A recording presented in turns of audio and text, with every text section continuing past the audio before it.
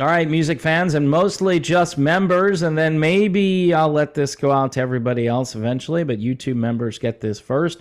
Welcome, Harmless Dave here, talking about real music in real time for literally just a few people, if it's a members only video, just like you and just like me.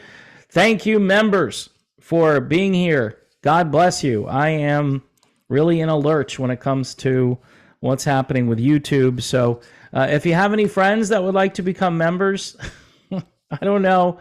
Also there's Patreon if you're a member and you want to boost your income to me. It's not your income, it's my income. Look, asking for money sucks. I'm just going to say that. I never wanted to be in this position. If you remember this channel, I didn't have a Patreon until like a few years in, where I was like, okay, I'll have a Patreon just to maybe augment this a little bit. And quite honestly, I really didn't need it. Now it's like I'm completely dependent on people over on Patreon because the YouTube revenue, I mean, I was making enough money really just on YouTube alone, better money than I've made at any job I've ever had in my life, which again shows you how well I did in corporate America, which wasn't very well. And hence this is the perfect gig for me. But now, you know, things are getting a little rough out there. And I appreciate those people who have signed up to be members here. So I wanted to talk about this almost spiritual experience I had going to this concert yesterday, fairly close to where I live. I live in Lee County, Florida. I'm on the eastern part of Lee County, and there's this world famous bar. It's called the Buckingham Blues Bar, and it's really in the heart of Lee County. It's out in the country. There are cows walking around. You can see the cows from the outdoor stage. There's, you know, like a water view in the back where there's a pond or a lake. This yesterday was a spectacular weather day here. It was in the 80s, but it was dry. The humidity was pretty much gone, and there was a nice breeze. And so this is an outdoor concert. It works perfectly for me because, you know, I don't like nighttime concerts anymore. I like to go to bed at 9, 10 o'clock at night. And typically your headlining band is going on at 9 or 10 o'clock at night. And if not, then, you know, they're not even halfway through their set. And really, I'm ready for a blanket and a pillow. It's just the way I am these days. I'm sorry, I'm not Mr. Nightlife like I used to be. So the daytime concert is awesome. Starts at 2 in the afternoon. There are 3 bands playing. There's the house band in the middle, and then this guy here opened things up. And I bought his CD because I was so completely blown away with him and his band. He's a saxophone player who could be a guitarist, according to one of his songs. The album is called So Fine. Some of the finest musicians I've seen performing live performed yesterday. And I'm not making that up. The reason I had almost a spiritual experience is I'm watching people either my age or older, and in some cases much older, just enjoying great music. Like there's like this understanding between human beings. We're sitting around and we're hearing some of the greatest music, even though this stuff isn't household. Eric, though, has quite a history, and I spoke to him afterwards when I purchased the CD. I introduced myself, told him about my lame channel, and he was like, yeah, that's cool. And I said, so according to the liner notes here, you were out on tour with Eric Clapton. And he's like, yeah, I was actually the opening band. I was hanging out with this guy, you may have heard of him, Clarence Gatemouth Brown, who was actually opening up for Eric Clapton back on his, I think it's called From the Cradle album. I should know this, huh? Anyway, this was like 1985, and he's out on tour with Clarence Gatemouth. They just call him Gate. The late Clarence Gatemouth Brown, authentic blues player. And this guy just wails on saxophone. And vocally, he does what he needs to do. He's not flashy on vocals, but everybody in the band gets a turn when it comes to vocals. The drummer in this band was just incredible, like in the pocket, sweet soul kind of rhythm going on there, and just bringing it all together. And I even said that. I said, "Your drummer," and he was just like, "Stop! You don't have to say anymore." But this entire band, the guitarist was insane. I talked to him for a while. Another thing about just the whole setting is you've got a bunch of like-minded people there who think that the country is going to hell right now. And they're not afraid to tell you what they think about the current president, about our circumstances, the war now, which, again, I've run into some difficulty talking about the war. But one thing is certain. Another war typically means that there'll be less focus on the people here in the United States. So I was totally, obviously in agreement with that. And I'm listening. It's hard to explain. I do have video of the second band, which was the Chris O'Leary band, actually the third band, because, again, the house band was in the middle. The great Tommy Lee Cook and his band. Again, this is the world-famous Buckingham Blues Bar. If you're ever in Southwest Florida, and for I got in for $15. $15. People say, I paid $115 to see the Eagles. Okay, I've heard those songs a gazillion times. Some of them aren't being performed in the original key anymore. You've got one original guy in the band, and that's Don Henley. And so, okay, that sounds like a good time. You get to see Vince Gill. I get it. Joe Walsh. I've seen both Joe Walsh and Don Henley separately. I listened to this music, and I hadn't heard one of these songs prior to being there. And I fell in love with pretty much every song. There was one song that was kind of goofy called "What Was I Thinking," where he kind of talks his way through the song. But it's still entertaining. There was a little bit of vaudeville in there with some very serious blues rock music. And this guy on saxophone might have been the best live saxophone playing I've ever heard in my life. And then you get over to the Chris O'Leary band. Never seen them before. They've had a history now that dates back to, I think it's 2010. And he was phenomenal. And he was talking about political issues during his show. He had a song, I think, it has something to do with, has the number 9 in it. I'm going to have to go look it up again.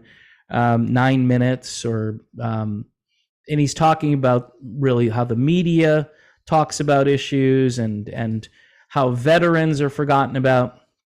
Chris, I know, served in the military, and I think he was a Marine, and he said Semper Fi a couple of times. And I'm not in the military, and I've never been in the military, but I shouted out, "Thank you for your service." I was fairly close to the stage toward the end of the show. And the sound quality, the weather, the $15, the people, and the beers, right? If you want to buy a beer, they're not $14, they're $5, all right? Which is still, if you're drinking a few of them, and I had a couple. I don't typically do too much when it comes to that during the show because I want to really enjoy the show. And these guys had my complete attention from start to finish. So I get 6 hours of music with a couple of intermissions. They've got food there if you want to get yourself a hamburger or a cheeseburger or something, and a couple of other options, hot dogs, whatever. And this place is in the country, and I would say attendance might have been like 300 people, maybe 400 tops.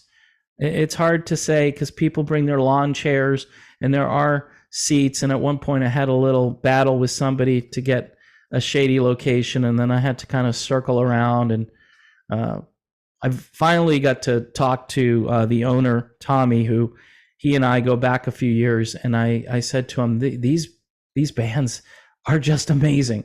And he's like, yeah, he's one of these old school sort of Southern guys, and he gets it. He's trying to make a living doing this. He said, I know I'm going to lose money today. That's what he said to me first thing out. He says, I know I'm going to lose money, but here I am doing this because I love this music. I know how much talent is here.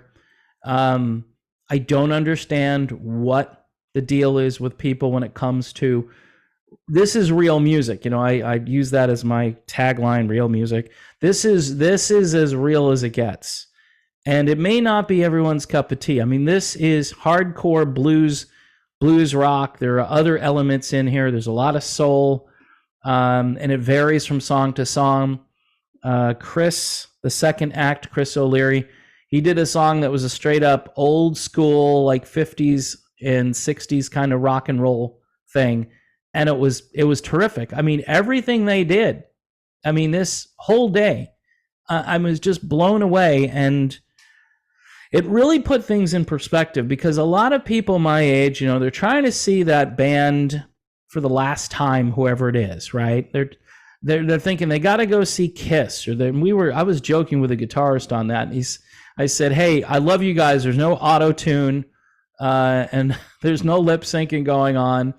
There's no backing tracks. And he said, yeah, of course they're using. He knows. Everybody in that business knows when you go to these big shows that it's artificial. And yesterday I saw really excellent musicians playing their instruments almost to perfection the entire day. I didn't hear any flubs. I didn't hear any duff notes. Again, my new friend here, because we had a little chat, Eric here. I mean, he's not the great. I'm just going to say it. He's not supposed to be the greatest singer because of what he's doing with this music. He's really a saxophone player, and he's a killer sax player, just absolutely off the charts. And again, all of that organic music going on. It was almost overload. It was almost like, a sugar high. Like, wow, there are people still doing it this way. And this bar is literally, 6-7 miles from my house. People complain because they say, hey, are you near Orlando? Nope. Are you near Miami? Nope. Are you kind of close to Tampa? Yeah, not really. It's 2 hours, 3 hours to Orlando, 2 hours probably out toward Miami. So this is, 15 minutes, and that's if I drive slowly. It's like 15 minutes, maybe 20 tops. This is right in my wheelhouse. And so anyway, the two artists again to check out from this almost spiritual experience I had yesterday. The people, for the most part, you could bond with these people. You could tell though that there was kind of like a little bit of a club here. There was like a niche, like these people show up faithfully for these shows. One of the guys had a Chris O'Leary Band t-shirt on. I'm thinking, you got to be pretty hardcore because, again, most people don't know that there's this circuit, this blues rock circuit all around the country where these bands, they go from town to town, they get in a van, they load their gear themselves. I remember I was having a bite to eat, and the band, I saw them in the same area having a bite to eat, just hanging out. These are just regular people playing great music.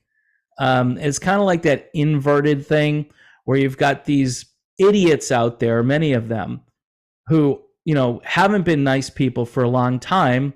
I'm not saying everybody. And then the quality of music they're putting out there is wretched. It's horrible. And they should have retired. This guy, I don't know how old he is. He's not a spring chicken, but he knows how to play the blues, and he knows how to get the most out of a saxophone. That was just incredible.